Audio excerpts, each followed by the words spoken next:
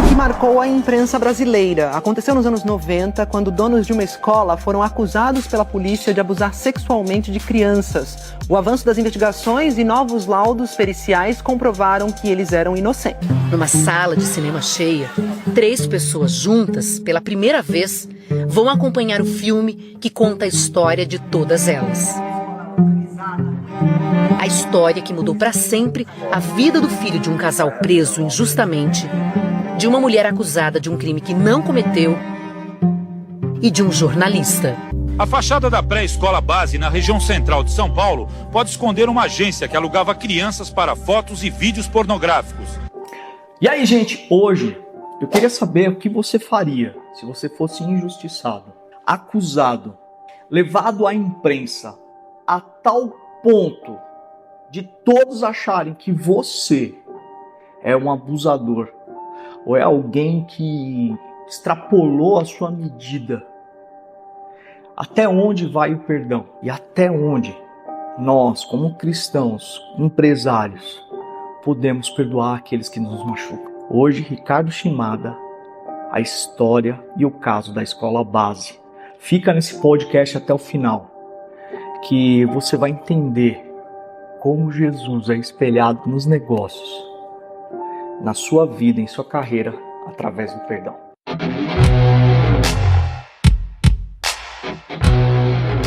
E aí, gente, tudo bem? Hoje eu quero começar o podcast de uma forma diferente. Eu quero começar com um texto que esse meu amigo, irmão, trouxe, e eu quero que você fique até o final para ouvir essa história.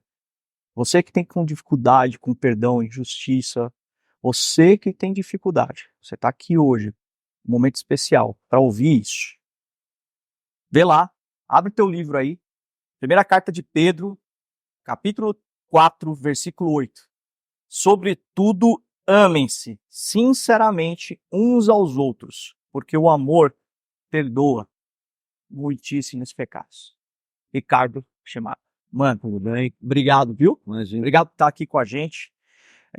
Eu falei nos bastidores aqui, a gente tomando um café, que acho que vai ser um dos podcasts mais difíceis para mim gravar, mano. Tô sendo sincero, já tô com a voz extrema aqui, porque a história dos seus pais e a sua história, irmão, é a história de muitos brasileiros que às vezes passam por uma coisa, mas não tem o viés do amor de Deus para fazer o que você tá fazendo hoje. E depois a gente vai falar um pouco da história, da sua história, do aspecto do livro que tá chegando agora. E eu queria te dizer que a gente tá se conhecendo agora, mas você tem mais que um amigo aqui, você tem um irmão, Muito tá obrigado, bom? muito Tá? obrigado. E eu quero muito que essa história ecoe. Aliás, gente, vou pedir um favor para você. Vamos dar voz para essa história. Eu quero que você compartilhe essa história, no mínimo com 5 a 10 pessoas, tá bom? Porque essa história precisa ser ouvida, cara. Precisa ser ouvida. Cara, conta um pouquinho antes de mais nada, cara. Como é que você está hoje? Hoje você está em Atibaia, casado. Hoje eu estou em Atibaia, casado, sou pai de 2 filhas aqui, legal. Dou aula de jiu-jitsu na escola das minhas filhas, certo, para criançada. E estou procurando oportunidades, como você me deu, Sim. para falar sobre o perdão de Cristo. Principalmente o perdão de Cristo, né? Amém. Recentemente, tá com esse livro aí no forno, né? Esse, inclusive, é seu. Já tá com dedicatória. Gente, aqui, ó. O Filho da Injustiça, tá bom? Ricardo Shimada. Ó, já escreveu aqui, ó. André Lima, uma excelente leitura. Deus abençoe. Deus continue usando a palavra dele. Mano, muito obrigado, viu? Imagina. Muito obrigado mesmo, tá? Esse aqui vai ser um livro mais do que cabeceira. Vai ser um livro de estudo e de prática. Porque eu também conversei com você. Todo mundo tem um desafio, cara, de perdão. Todo mundo tem. Pode até falar que não tem, mas Sim. tem, né? Mas tem, todo mundo tem. E eu queria começar com uma pergunta, cara. Você nasceu em São Caetano? Não, nasci em São Paulo. Você nasceu em São Paulo? São Paulo. São Paulo. E aí... Morei em São Paulo até meus 32, 32 anos. na região central ali. Na região central de São República. Paulo. Na República? É. Legal, eu era da ZL, É? da Vila Guilhermina, Paris, aquelas Ah, eu áreas lá. nasci na Zona Leste, Ah, em Belenzinho. Ah, no Belém? Eu também. Nasci no Belenzinho, não Paris, no Belenzinho. Que legal. No hospital do gigante lá que tem, não sei o nome, mas tem um hospital gigante. E daí eu, desde então, nasci, cresci em São Paulo, Que legal, mano. na região central. Tá. Cara, entrando um pouquinho no assunto, e eu confesso pra você que eu não sabia, assim, dos detalhes da história. A gente já tinha ouvido a história da escola base, mas muitas pessoas, é óbvio, né, que não sabem os detalhes da história, porque precisa ser ouvida. E uma das coisas que me chamou muita atenção, é óbvio, né, que é o sensacionalismo da imprensa. Isso é óbvio, não tem como.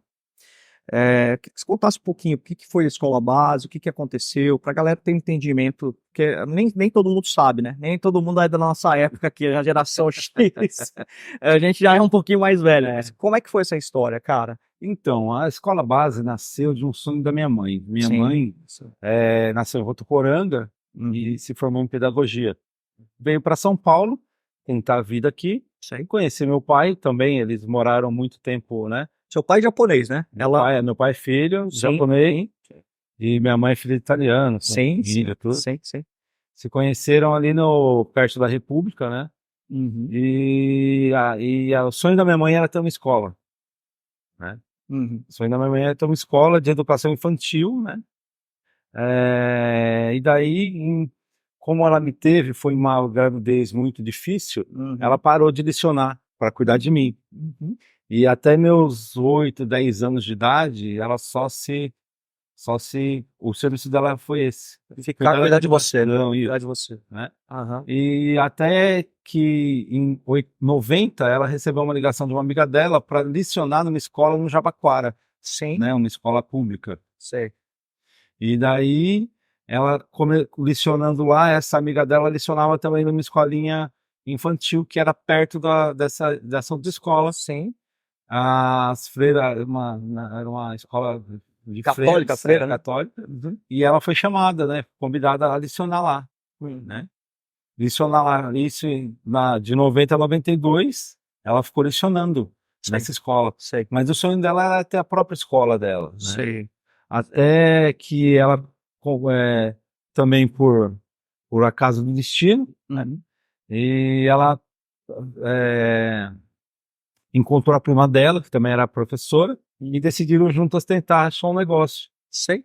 Uma escolinha, um prédio para começar a fazer uma escola. Certo. Elas acharam na aclimação, né? O esposo dela achou, inclusive, como você falou, que nós somos geração X, nos classificados dos jornais. Sim, né? realmente. Tinha. Estadão, Folha, esses isso. classificados. E tinha lá uma escola vendendo, né?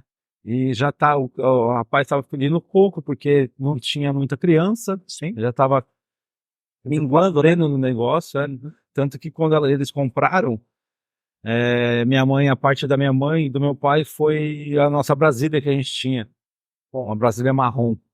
Foi a parte da minha mãe e do meu pai. Sei. E a prima dela entrou com a outra metade, né? Sim. E a escola tinha 16 alunos. Já tava virando uma creche, né? Sim. Já era pagar uma creche, E aí, nesse meio tempo, eles investiram dinheiro, investiram tempo e foram reformando, né? Foram de pouquinho em pouquinho criando aulas, salas de aulas, né?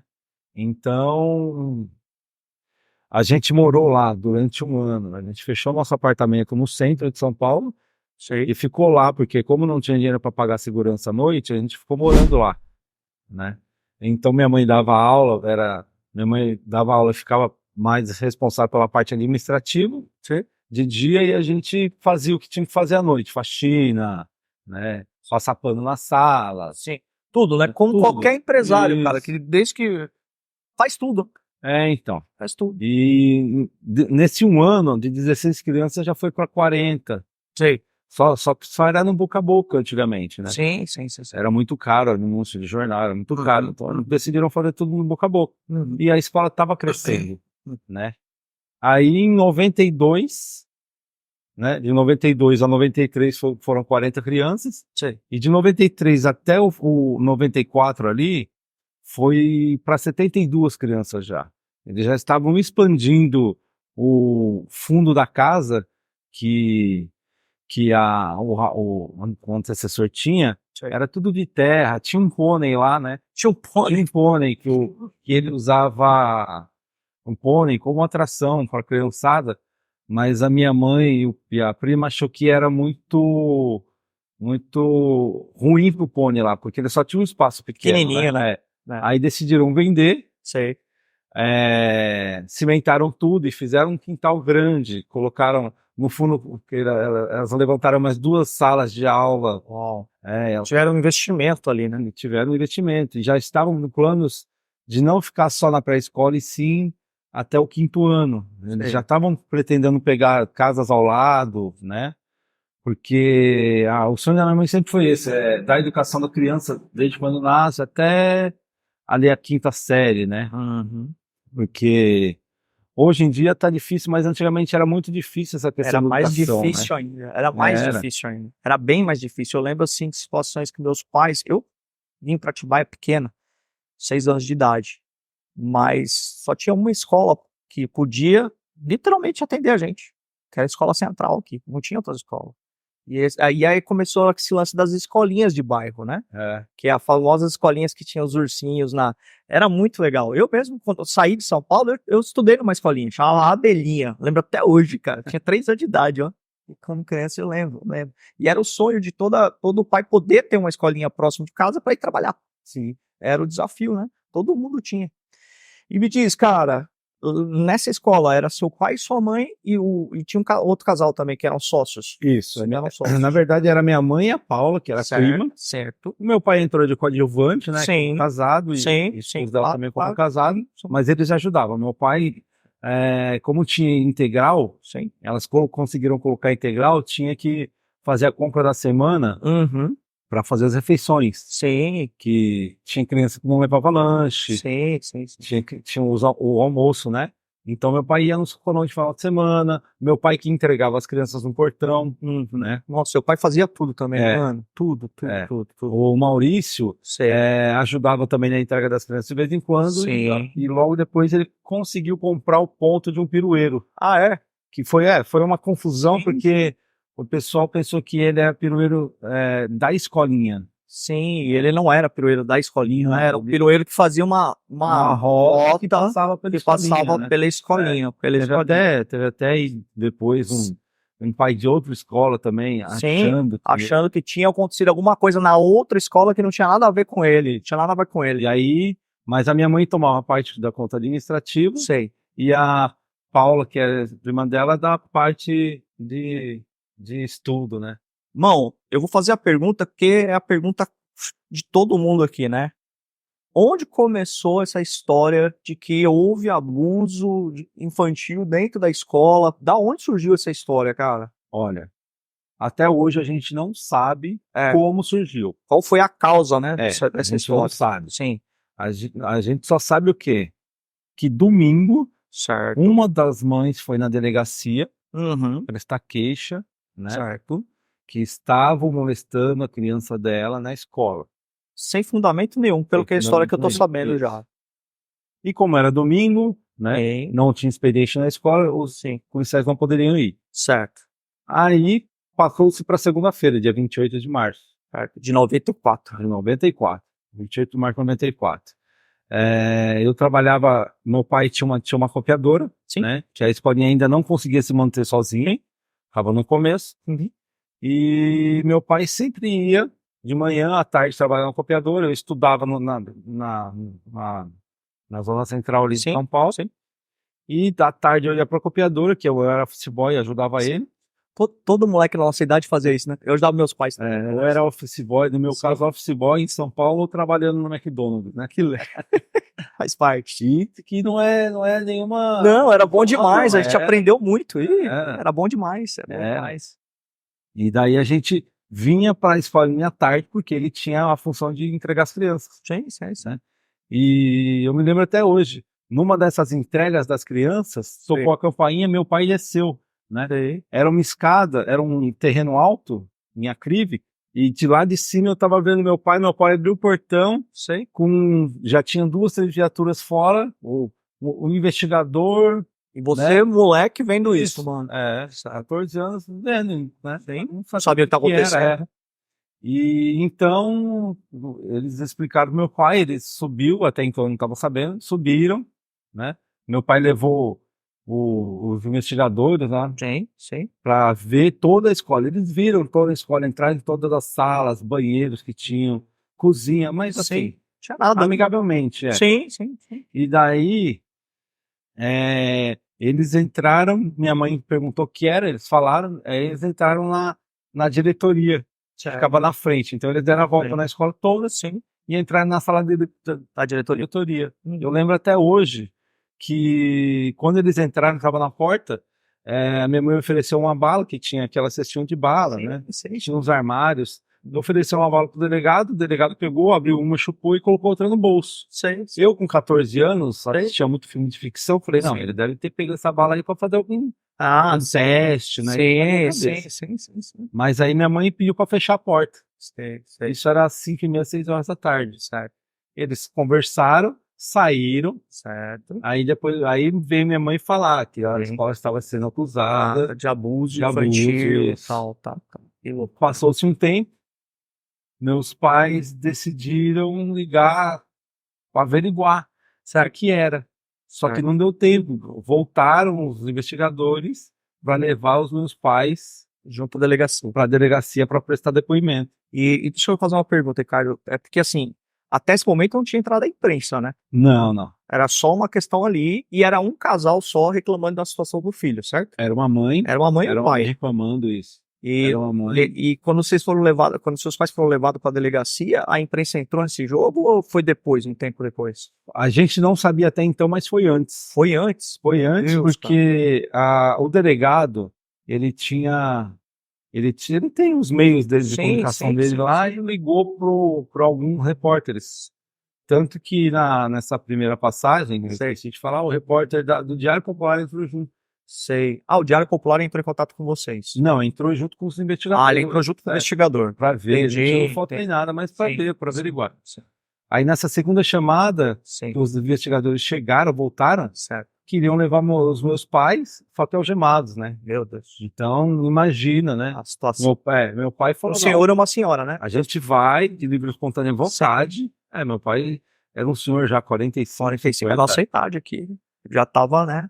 Pô, não precisava disso.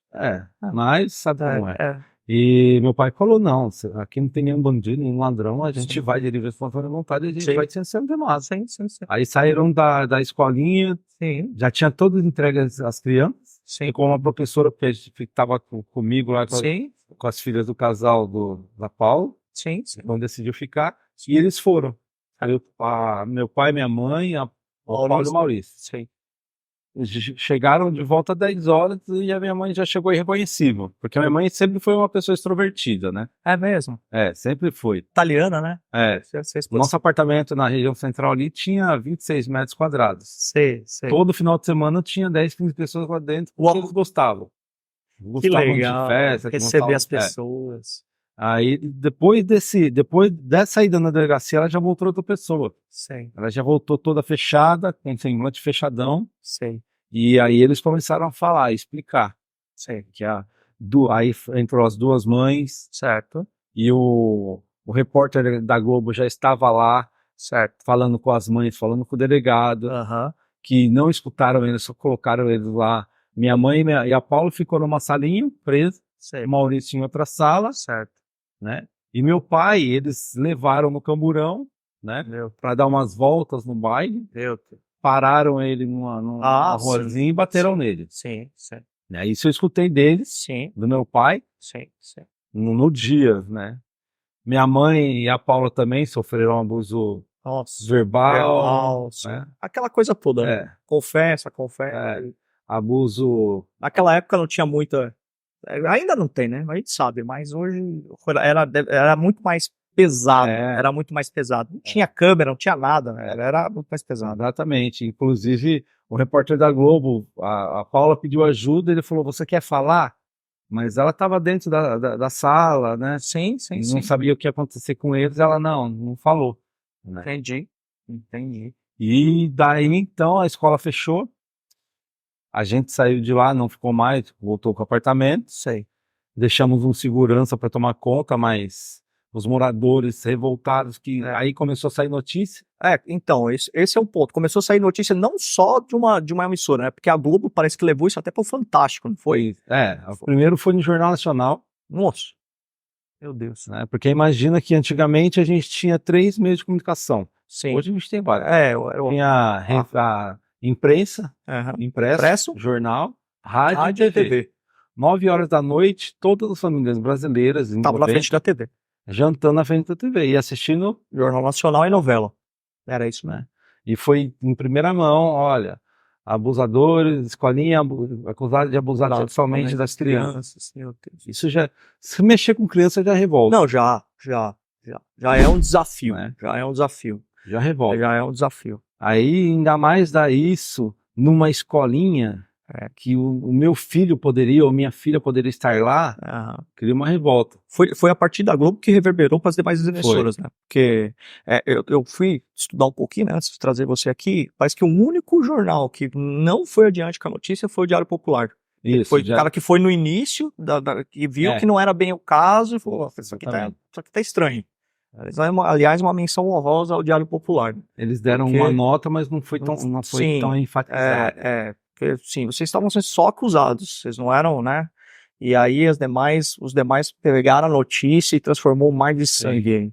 Mais de sangue. Antigamente, pela Globo, né? Sim. E pelos jornais, o mais massacrante foi Notícias Populares.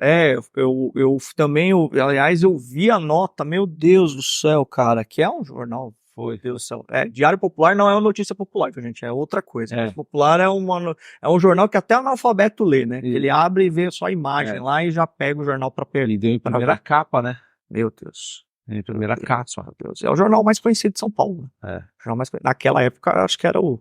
E era mais baratinho. Era mais baratinho. Tinha tragédia, né? Tragédia e tal. Então, foi esses dois que deram mais ênfase, né? ênfase no negócio.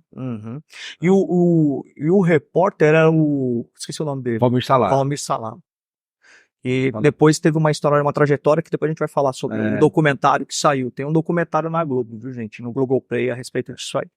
E, cara, me diz uma coisa, você como um adolescente no meio dessa história toda, vendo isso, cara, eu sei que é difícil te fazer essa pergunta. Como é que você se sentiu ali, mano? Ali eu me senti revoltado, né? Triste, né? 14 anos, eu perdi parte da minha adolescência porque eu tive que deixar de ir pra escola, um mês. Perdeu um amigo, amizade. Algumas sim. Sim. Algumas sim. Outras não. Sim. Outras estavam juntos, né? Outras estavam juntos. Sabia quem vocês eram, né? Sim. É porque, irmão, tem uma definição, sabia? Reputação é que os outros acham que você é. Caráter é o que Deus te definiu. Sim. E ponto, sabe?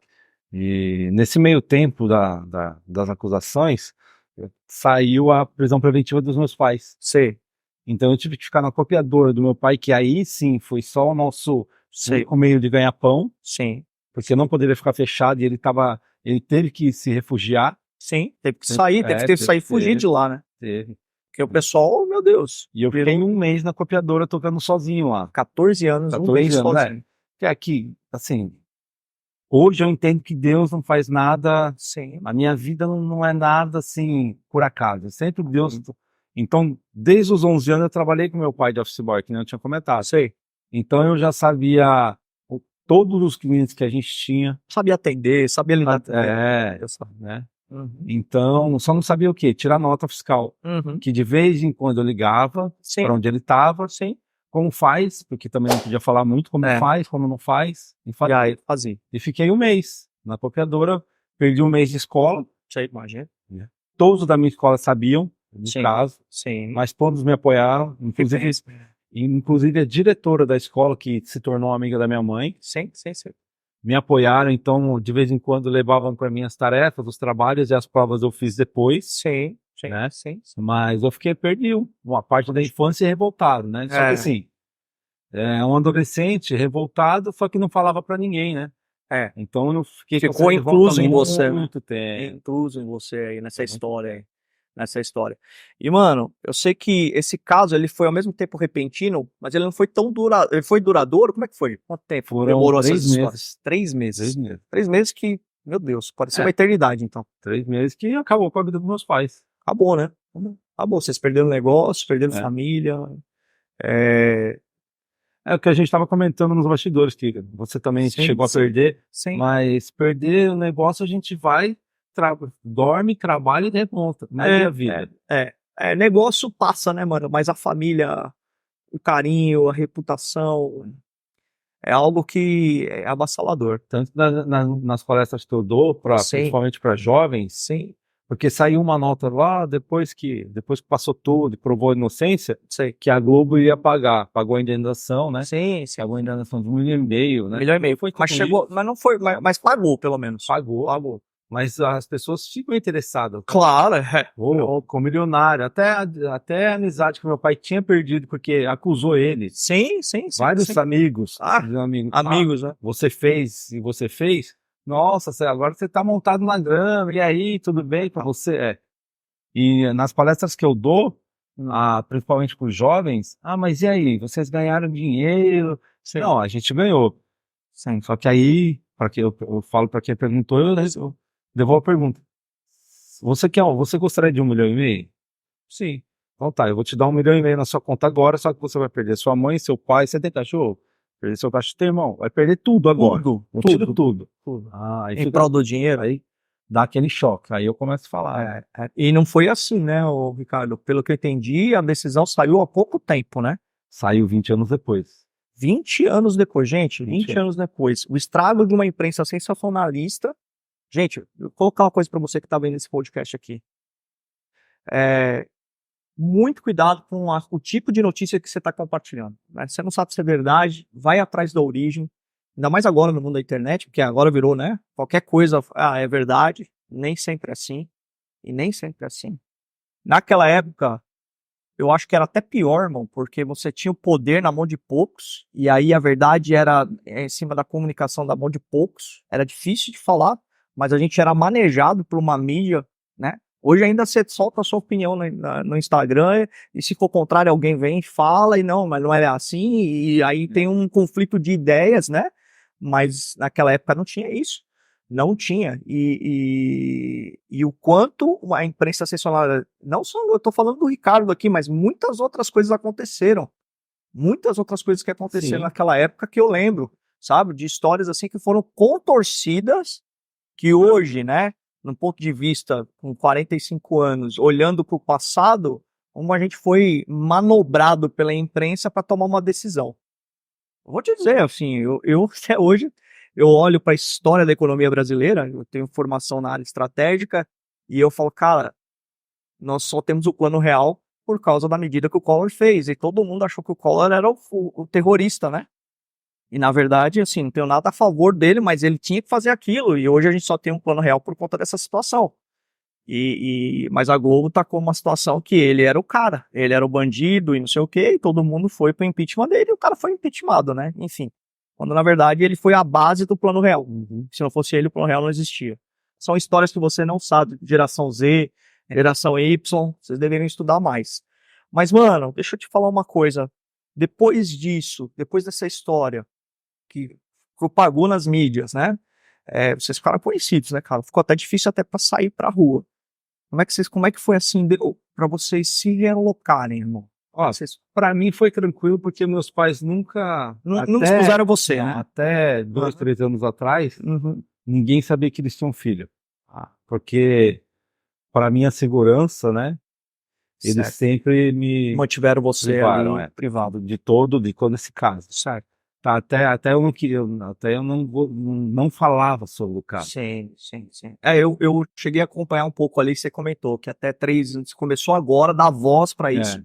Porque faz sentido. Irmão, as suas feridas, já falei isso aqui no bastidor, são cura na vida de outros.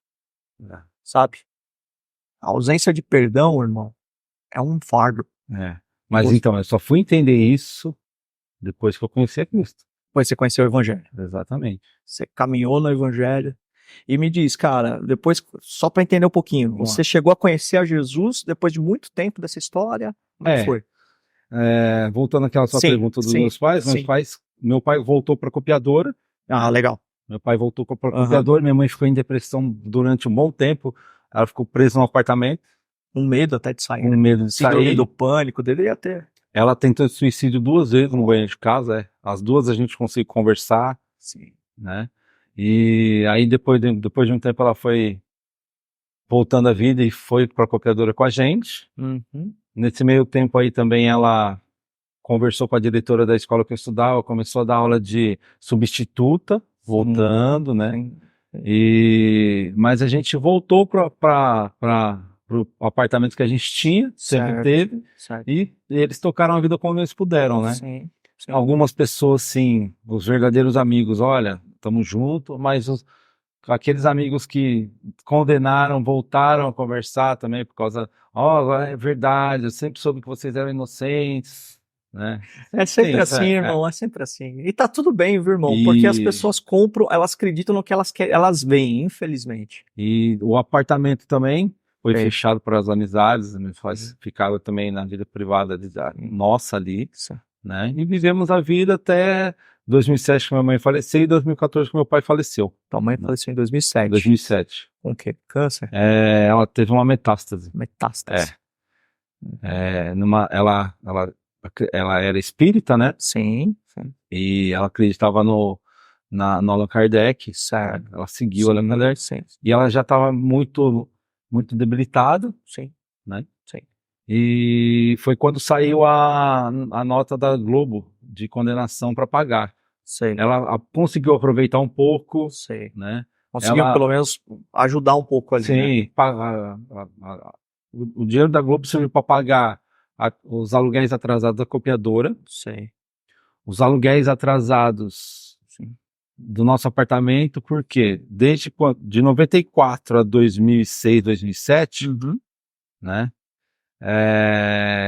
Meu pai não pagou os aluguéis, porque entrou em acordo com o advogado civil dele, que era curador da Santa Casa. Então eles entraram em acordo e falaram, quando sair o processo, vocês vão pagar tudo. Sim. O apartamento também, paga tudo. Então a gente só comia, ganhava dinheiro para comer, subsistir, né? sobreviver.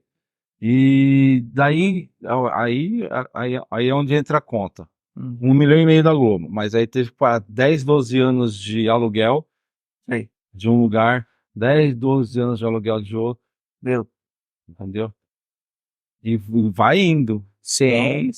No final sobrou um pouco para eles, Certo. viverem o final da vida da minha mãe, né? Eles também ajudaram várias casas, várias instituições com o dinheiro que sobrou, né?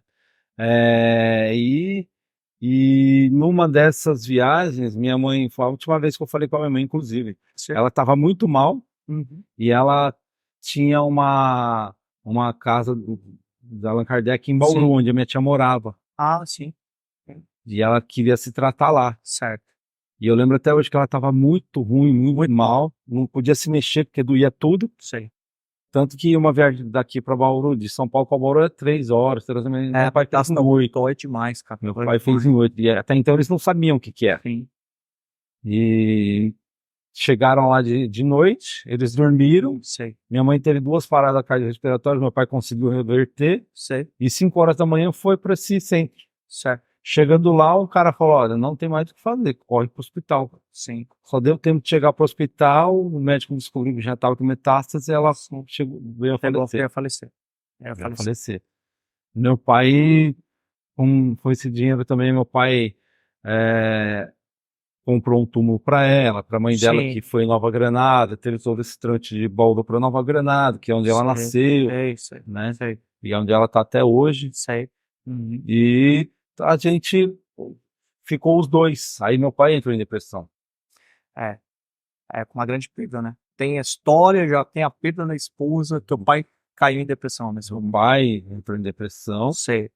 Daí eu já comecei, nesse tempo eu já trabalhava um pouquinho com eventos. Certo. Aí eu comecei a levar ele junto comigo para evento. Sim. Montar luz, projeção, audiovisual. Sim. Você trabalhava com isso? Você trabalha com isso ainda? Hoje não. Hoje não. Hoje eu dou aula. Dá aula de jiu-jitsu. Tenho uma formação em sushi man. Sim.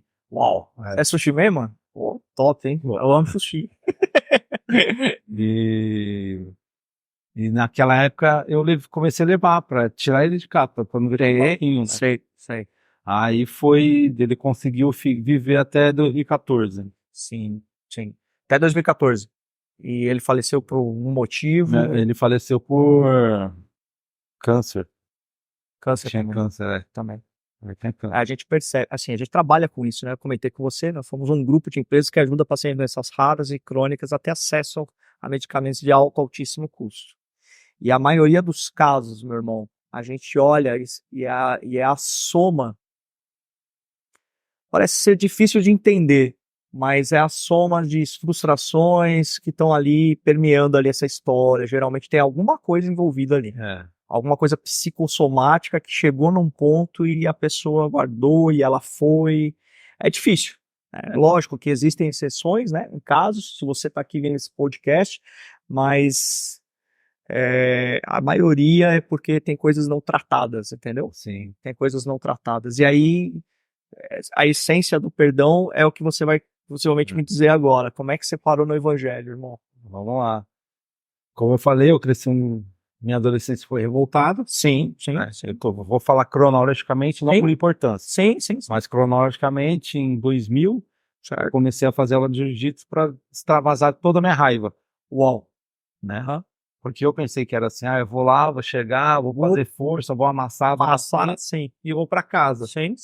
Aí eu cheguei nas aulas, chegava nas aulas, a gente fazia o aquecimento, posição, e sempre no final das aulas o sensei libera os rolinhos, né? Sei. E todas as vezes ele me chamava para rolar. Eita. Foi quando eu comecei a canalizar, porque quando eu tomei mais amasso, né? Aham. Eu chegava em casa, tudo acabado. Quebrado. Aí foi quando ele entendeu. Uhum. Foi quando ele entendeu e começou a canalizar toda essa minha raiva para algo mais leve, né? Sei. Fiz, aí desde então eu faço, né? Sou faixa preta. Inclusive eu peguei minha faixa preta em Naples. Uou. Top, hein? Fui lá, fui numa viagem de negócio, ele falou, você tá aqui, vem cá, maçãs branca. Sei. Né? Aí você foi lá. ele Que legal. Cara. presenteou. Legal. E a minha virada de chave decisiva foi quando eu conheci a Deus, por meio da minha esposa. Sua esposa. Minha esposa. E se eu falo pra ela, Sei. ela não gosta, Ela fala assim, eu falo que ela que me converteu. Ela fala, não fui eu. foi o Espírito Só Santo. fui um caminho.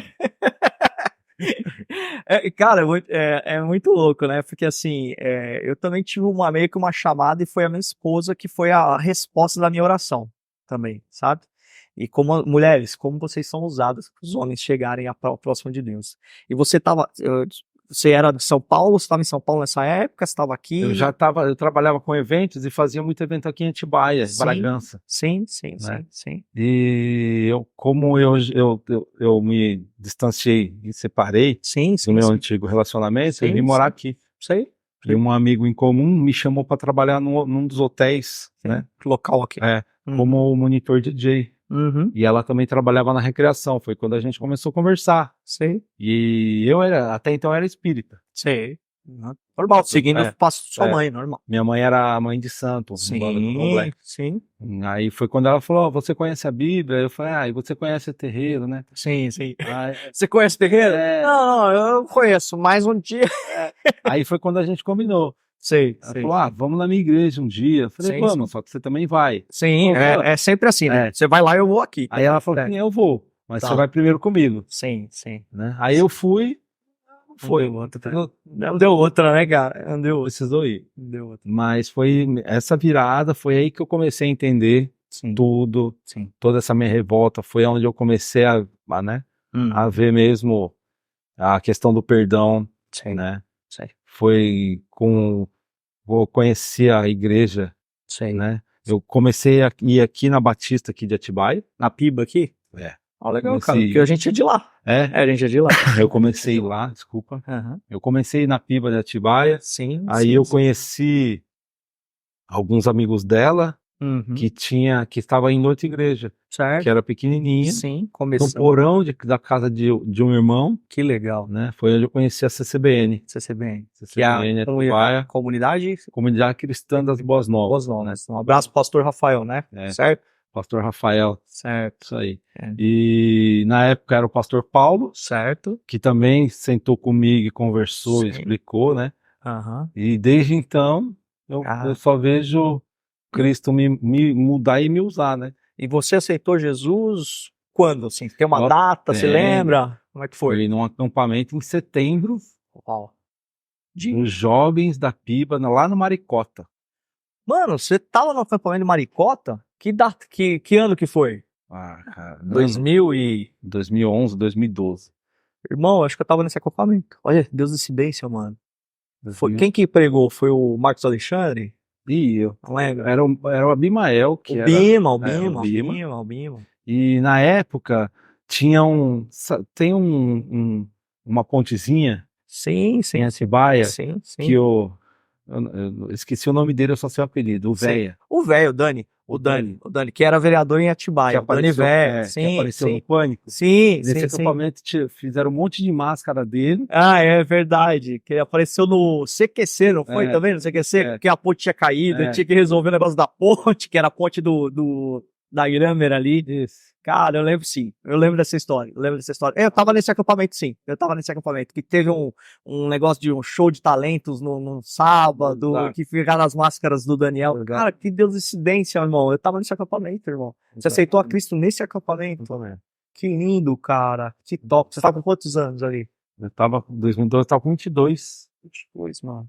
Que top. Eu tava com uns 25. Era isso mesmo. Cara, que doideira. Eu levei meu irmão nesse acampamento mais novo. E ele conheceu Jesus também. Nesse dia. então. No culto da fogueira. Não foi? Numa coisa Foi. assim? Culto da fogueira, fizeram um apelo. Mano, esse Deus é maravilhoso, mano. Deus incidência, eu tava lá, mano.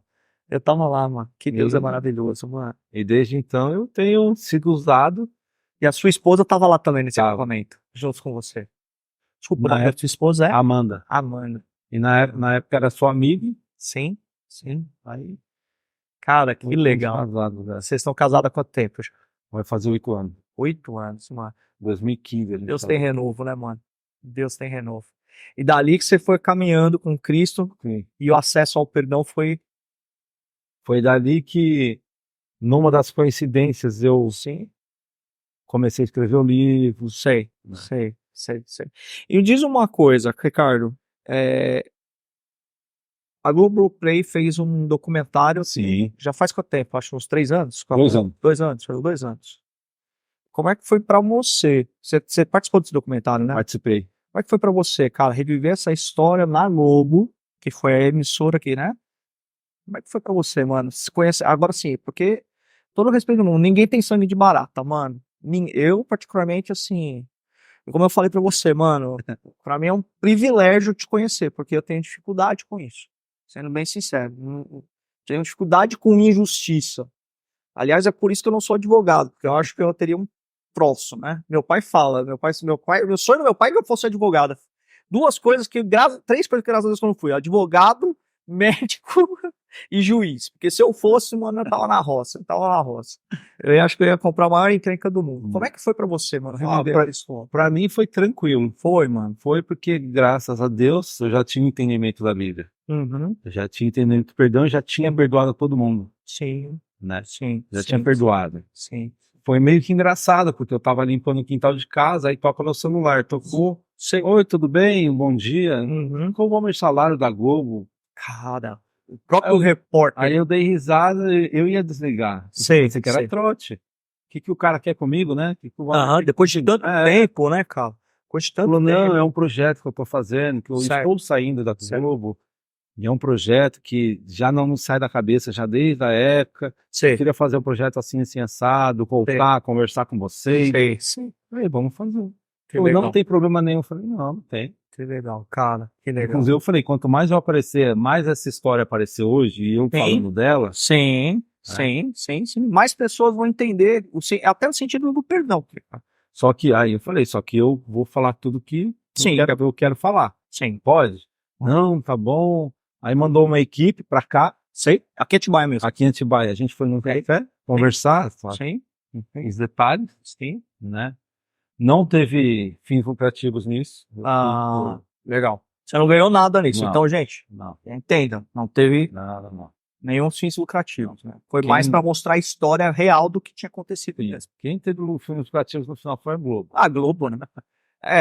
A Globo não ganhou. Então, gente, compartilha isso aqui pra a Globo não ganhar. Não assista. não, pode. Pode assistir, assiste. Que legal. Mas, cara, E o repórter, cara? Eu fico imaginando a cara dele, o desafio também, porque foi um passo de coragem dele, irmão. Nesse ponto eu quero, assim, eu não sei se ele vai ver esse podcast ou não, mas a gente, quem sabe esse caminho pra ele. Mas, cara, parabéns, porque foi um passo de coragem, né? Foi. Dele fazer isso. Foi com Ele ele né? Valmir Salário. Foi, Ele reviveu tudo, né? foi, imagino, cara. Ele foi na delegacia, na gravação não parece muito, né? Ele foi na delegacia, tentou conversar com um delegado, não conseguiu, com as mães, né?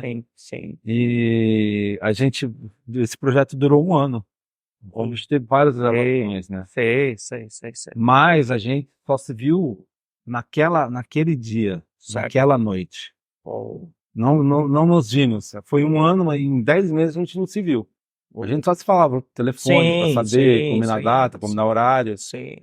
Mas nós mesmos não nos vimos. Eu só tinha contato com a equipe dele, né? Certo. Cara, assim, não aqui tirando a responsabilidade dele como repórter, mas a gente também sabe que naquela época havia uma pressão gigante dos níveis de diretoria das imprensas. Sim. Assim, eu tive próximo de alguns diretores, aliás, tem um grande amigo aí que ele é diretor do SBT, e até hoje existe, né? Mas hoje ainda tá um pouco mais ameno, porque qualquer mentira ou inverdade vai aparecer numa mídia social. Sim. Mas antigamente a pressão era muito grande. Era muito grande pra esses caras. E não era ele que dava a última palavra. Não era. Não. Tinha produtor, o diretor, forçando, porque...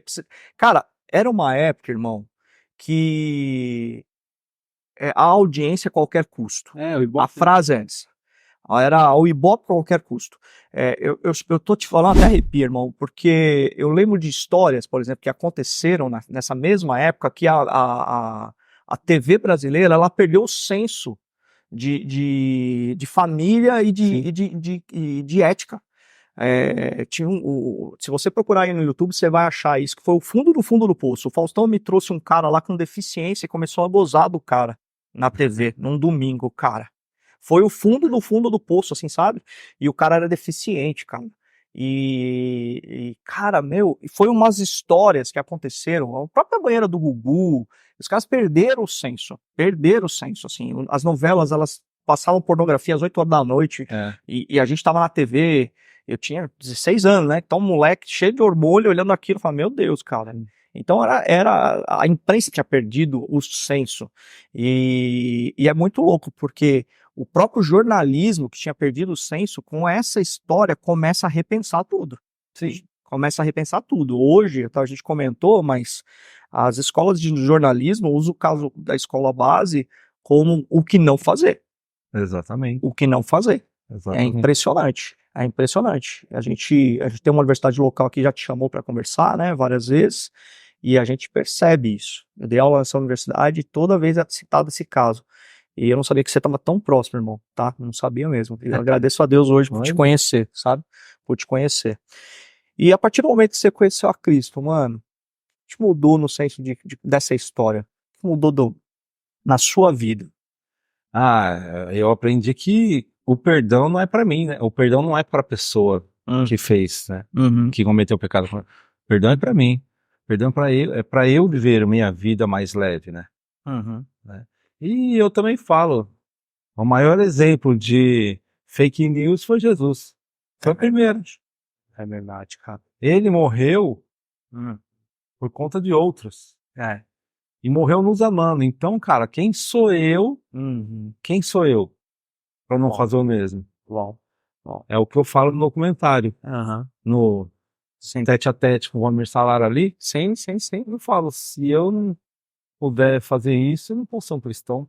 Amém, mano. Né? O maior exemplo de perdão foi Cristo, foi Jesus, né, mano? É incrível, viu, Ricardo? Cara, eu não tenho nem palavras pra falar pra você, porque eu já te falei a bastidores. Eu não consigo imaginar o que você passou, mano. Eu não consigo, cara. Sinceramente, eu não consigo imaginar. E eu confesso pra você, cara, você é cura na vida de muitas pessoas. Talvez você que está assistindo esse podcast conhece alguém que está machucado, que, cara, e hoje você vive num evangelho que é para poucos, mano. O evangelho do perdão e da graça, do amor de Cristo. Isso é para poucos. Isso é para poucos. Porque muita gente passa por isso e carrega marcas que, quando eles olham para essas histórias, a amargura vem, né? A amargura vem. A E amargura vem. depois desse documentário que saiu, muita gente veio falar comigo no meu Instagram, Uhum. falando de casos. Sim. Aliás, o seu Instagram é qual, cara? Pra gente colocar aqui no. E eu não, É não, é Vamos @Ricardo ver aqui. Eu te segui já. Shimada Gil. Ricardo Shimada Gil, é isso mesmo. Gente, segue o Ricardo Shimada, beleza? Se você procurar Ricardo Shimada, você vai ter você. Porque eu procurei Ricardo Shimada, vai ter você. Segue o Ricardo Shimada. Eu vou deixar aqui o Instagram dele, beleza? E você tá aberto aí para falar nas igrejas, fazer palestras. Hoje eu dou conversar. palestra, falo Sim. sobre Sobre perdão, perdão. né? Sim. Porque assim, nessa história toda, saíram 2 livros, né? E todo mundo conhece Uhum. a versão dos repórteres, do título, e não viu A versão, a que versão você da viveu. família, né? Porque o que eu conto no meu livro, o que eu falo nas palestras que por trás de toda notícia haviam pessoas ali, não seres humanos. Mano, O que meus pais, como eles se conheceram, sei. onde eles casaram, Sei. a dificuldade que a minha mãe teve para me ter, Sim. a minha infância. Sim. Eu retrato no livro, eu falo no livro para onde eles fugiram. Eu retrato Sei. no livro um caso Sei. sobre meu olhar, Sim. de uma pessoa que está ali dentro, um adolescente que está vivendo tudo aquilo junto, Sim. né? Sim. Eu falo dos amigos que eles tiveram, que acusou eles e não deu resguardo para eles, né? Isso. É, Porque a ferida é o que mais machuca das pessoas que a gente ama, mano. sim, mas é o que eu falo também para as pessoas. Uma coisa que eu falo muito para as pessoas é espere tudo de Deus, pouco de você e nada dos outros. Espere tudo de Deus, pouco de você e nada dos outros. Porque você, Mano. se você pensar assim, você nunca vai passar raiva, Sim. nunca vai se surpreender com respostas negativas, né?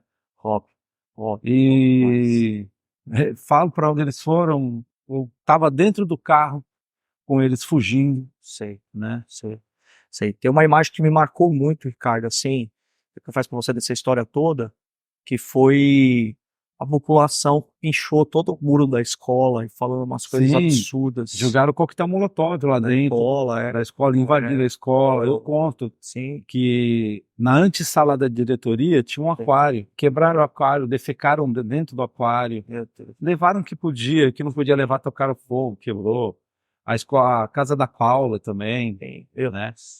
Eu conto tudo isso no livro, né? Mas o que eu mais falo no livro e deixo bem ressaltado, que até o pessoal, se você ver no final do livro, depois você vê, tem 2 parágrafos, um parágrafo que eu repito. Aí o pessoal, acho que bem na última. A última página. Que legal. Tem as fotos aqui, viu, gente? Ó, que legal. Que a foto ser pequenininha aqui, ó. Gente, ó.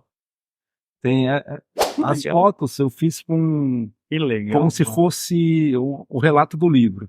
Então, se você ver as fotos, você vai entender mais ou menos o livro. A cronologia, né? Desde o casamento dos meus pais até o meu batismo. Certo. Né? Aqui, você repete Isaías 12:2. Isso. Aí o pessoal falou: minha salvação. Deus é a minha salvação. Terei confiança e não temerei. O Senhor, sim. O Senhor é a minha força e o meu cântico. Ele é a minha salvação. Isaías 12:2. Aí eu repito 2 vezes. O pessoal, não, você errou. Não errei, é para deixar bem enfatizado. Sim. Então eu conto no livro e nas minhas palestras onde eu vou falar, eu conto que por trás de uma fake news que você dá para ganhar um like, uma curtida, tem seres humanos ali por trás. O que você pode fazer, destruir a vida das pessoas por causa de uma curtida. E hoje tá tão fácil, né, cara? E hoje em dia, eu pesquisei, hoje em dia você cria fake news, eu chego, a gente fala qualquer besteira. Lá no André, lá. Eu te vi fumando no bar. Curtindo. Eu ganho dinheiro com isso. Aí você vai e você me processa. Isso. Você ganha. Sim. Só que você leva 10% do que eu ganhei. E eu tô ganhando aqui, ó. Aí eu vou lá e faço fake news de outra pessoa. Ela vai e me processa, ganha, não paga. Teve um escândalo recente aí de uma situação de uma fake news aí que reverberou, não lembro ao certo, de um influencer, mas me fez pensar numa parábola judaica, cara, que fala muito sobre isso, né? Que existia um rabi, um mestre, que foi acusado injustamente por uma mulher de abuso. E ele foi tirado da sinagoga, quase apedrejado por ser um mestre da lei, mas a mulher confessou que era mentira, que ela tinha um caso com outro cara e ela foi pedir perdão para ele. E ele aceitou o perdão dela, mas a história conta que ele pegou um travesseiro de penas, rasgou o travesseiro e jogou ao vento. E ela falou, mas por que você fez isso na frente dela? Ela falou assim, porque as consequências das tuas palavras foram perdoadas comigo. Só que as penas já aconteceram. As pessoas já estão cientes do que aconteceu. Então nós temos que tomar muito cuidado com aquilo que a gente acredita e está espalhando. Esse é o maior desafio como ser humano. A boca, ela não tem limite, né, cara, para falar coisas que não deve. Que não deve. E espelhar a mensagem de Jesus e espalhar a mensagem de Cristo é muito bonito, né? Você tá nas mídias sociais falando, mas na prática é um desafio. É um desafio. Porque as consequências aconteceram, né? Olha aí, toda a história, né? Como você disse, você tenho certeza que você trocaria 1,5 milhão por não ter passado por tudo isso e tá com seus pais vivos e tá tudo ótimo e tá tudo a família em ordem. Qualquer um faria isso, de juízo sã. Qualquer um. Mas foi uma situação. E Deus fez da sua ferida a cura na vida de muita gente. Ricardo, obrigado, mano. Estamos batendo uma hora aqui. Eu quero te agradecer, irmão. Sério, de coração. Vai ter outras vezes, eu vou te chamar para outros papos aqui, pode ter certeza. Já me veio à mente. É um prazer. Tá? E quero te convidar, sim. Aliás, por que não? Eu vou dar espaço aqui também para o repórter, se quiser vir com você, a gente bater um papo junto, vai ser top demais. Mas mais do que isso, cara, eu quero te colocar à nossa disposição, o nosso espaço aqui, já falei isso para você, para um dia que você quiser fazer um relançamento do livro aqui, com a gente aqui, trazer essa história com a nossa equipe, com toda a galera que tá aqui na GPS House. Vamos conversar aí. E, cara, que Deus continue te usando. Amém. Que Deus continue te usando, tá? Essa mensagem, dê voz a essa mensagem, compartilhe essa história que as pessoas precisam saber. Precisam saber a versão da família. Sim. Vocês ganharam o processo. Engraçado que nenhum notícia popular, ninguém falou nada, né? Ninguém pediu perdão, mas vocês ganharam o processo, vocês, de fato, a história tá aí, mas esse infelizmente é o ser humano. Não é o Brasil só, irmão. Sim. O mundo acontece isso. É difícil falar, mas o mundo acontece isso. E aí, a injustiça, ela tá aí, né? Pra mostrar, sabe que é uma das características que a gente não tem noção, né? Mas Satanás faz esse tipo de coisa, irmão, que é o acusador, para que Deus não seja visto na vida das pessoas. Sim. E Deus fez da sua fraqueza a melhor força dele. Exatamente. Como diz Paulo. Tá bom? Obrigado, meu irmão. De coração, viu? Tá? Eu que agradeço. Você tá aqui, essa mesa tá disponível para você quando você quiser sentar. Quando você quiser ter voz, aqui você vai ter sempre. Eu que agradeço. Tá bom? Deus abençoe você e sua família. Amém. Tá? Continue na comunidade aí, a gente tá aí contigo aí. Tá bom? Muito obrigado. E você postando esse podcast aí, como eu disse, compartilha, gente, tá? E a gente vai estar aqui, toda semana a gente tá trazendo alguém para conversar. Agora a gente tem um desafio com você, compartilha essa mensagem. Eu vou pedir de novo, dê voz para essa informação, porque eu acho que ela deve chegar em outros lugares. E a gente tá aqui. Próximo episódio, na próxima segunda-feira, tamo junto, Deus abençoe você. Até mais. Um abraço. Ricardo, obrigado, mano. Obrigado. Tá? E cara, conta pra gente, viu? Tá? Obrigado. Pô, isso aqui eu vou ler com o maior carinho do mundo, cara. Prefácio. Aham.